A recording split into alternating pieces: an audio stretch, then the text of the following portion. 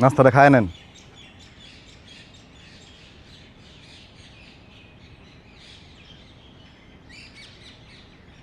তোমার আব্বা একজন ফেরেশতার মতো ভালো মানুষ, আর তুমি কি না? বইটার মধ্যে খাওয়া গেছে সব সবাই। আব্বার কাছে ব্যবসার জন্য টাকা চেয়েছিলাম, কেউ আমার দেয় নাই, কেউ দেয় নাই। বোনের বিয়ের জন্য জমানো টাকা চুরি করে ব্যবসায় দিলাম, হারাইলাম, সব হারাইলাম আমি। ফ্রড, সবাই ফ্রড, সবাই। এখন তুমি কি চাও? টাকা চাই আমি, দেন টাকা দেন আমার। টাকা দিয়ে করবেটা কি? ব্যবসা, আমি ব্যবসা করবো।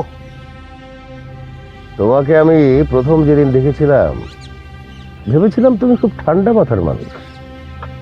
না, তুমি খুবই শর্ট টেম্পার্ড।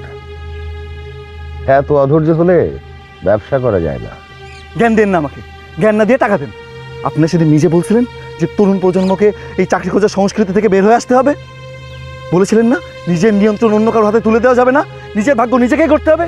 কই দেন, এখন টাকা দেন, আমি নিজে আমার ভাগ্য করব, আমি ব্যবসা করব। পারবে না, তুমি এক লাফে ছোট থেকে বড় হতে পারবে না। সেজন্য তোমাকে সময় দিতে হবে, ধৈর্য ধরতে হবে। ধৈর্য ধৈর্য ধৈর্য, আর কত ধৈর্য ধরবো আমি? তোমার মধ্যে এই একটা জিনিসের খুব অভাব দেখছি, ধৈর্য।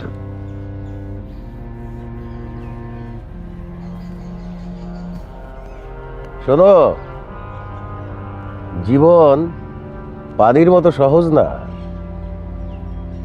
কোনো সংক্ষিপ্ত রাস্তা দিয়ে জীবন চলে না। এই আমাকে দেখো, অনেক কষ্ট করে আমি আজকের এই জায়গায় পৌঁছেছি। সেই সফলতা পড়ে না সবাই ভালো ভালো কথা বলে, কিন্তু আমার ভালো কথার প্রয়োজন নেই, আমার প্রয়োজন টাকার। আর সেটা আপনি যত তাড়াতাড়ি বুঝতে পারবেন সেটাই আপনার জন্য মঙ্গল হবে। চুপ করো বেয়াদব! তোমাকে আমি 100টা সহজ রাস্তা দেখিয়ে দিতে পারি ব্যবসার জন্য, টাকা জোগাড় করার জন্য। সেজন্য কাউকে কিডন্যাপ করতে হয় না।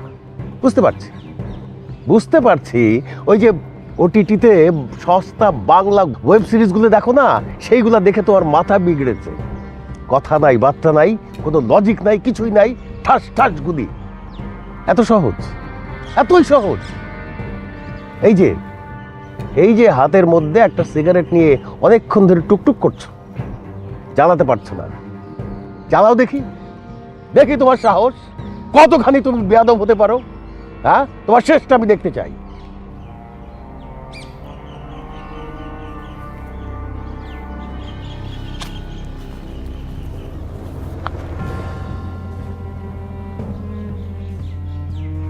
আমি আমার বন্ধুদের কাছ থেকে টাকা ধার নিয়ে ব্যবসায় দ্বিগুণ লাভের স্কিমে টাকা ইনভেস্ট করেছিলাম। কিছু টাকা কম ছিল, ওরা বললো এই টাকাটাও জোগাড় করতে হবে। পরে বোনের বিয়ের জন্য জমানো যেই টাকা ছিল সেই টাকাগুলো আমি চুরি করেছি, পুরোটা ওই ব্যবসায় দিয়েছি। পরে গিয়ে দেখি ওরা সবাই উধাও।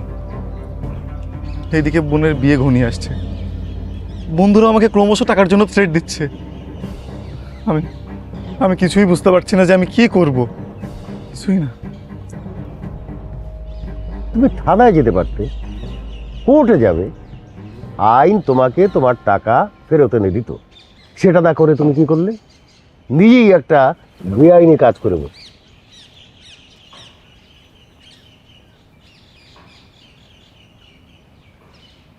Sorry, extremely sorry.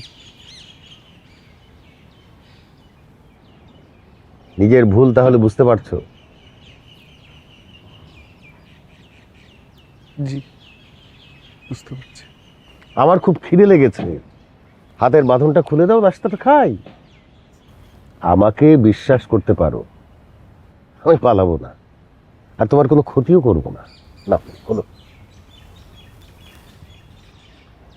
কোনো রকম সময় দেয়া ছাড়া, কোনো রকম পরিশ্রম ছাড়া দ্বিগুণ লাভ, এ ধরনের ব্যবসায় কোনোদিন পা বাড়াবে না। এমন ব্যবসা করবে যেখানে নিজস্বতা আছে, নিজের চিন্তা ভাবনা, স্বকীয়তা এগুলোর প্রকাশ পায়, সেই ধরনের ব্যবসা করবে। শর্টকাট লাভের ব্যবসা পৃথিবীতে বেশি দিন টেকে না। আহ, কি আনন্দ! জানো রফিক,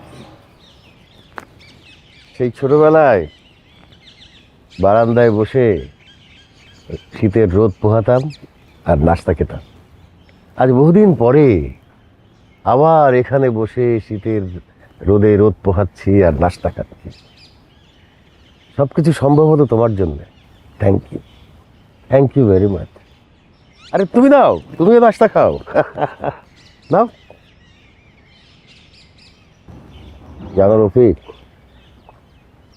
প্রতিদিন সকালবেলা নাস্তা খাওয়ার পরে আমাকে প্রেশারের ওষুধ খেতে হয়।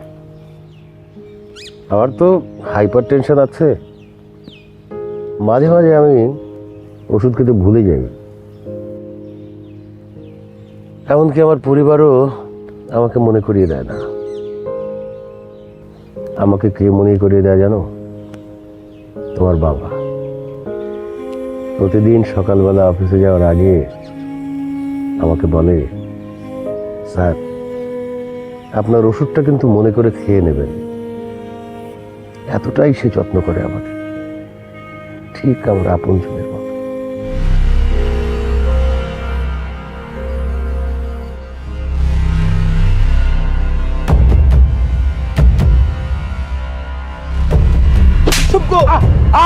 হাসেম, হাসেম, তুমি ভুল করছো। ওর কোনো দোষ নেই। শহরের কোলাহল থেকে বাঁচার জন্য ওকে নিয়ে আমি এই নির্জন জায়গাটা এসেছিলাম। স্যার, আপনি ওরে বাঁচানোর চেষ্টা করেন না। ওরে আমি জন্ম দিছি, আমি তো জানি ও কতটা খারাপ। ওরে অ্যারেস্ট করেন, ও বেআইনি কাজ করছে, আমি নিজে সাক্ষী। অ্যারেস্ট করেন। সেন্ট্রি, ওকে নিয়ে চলো।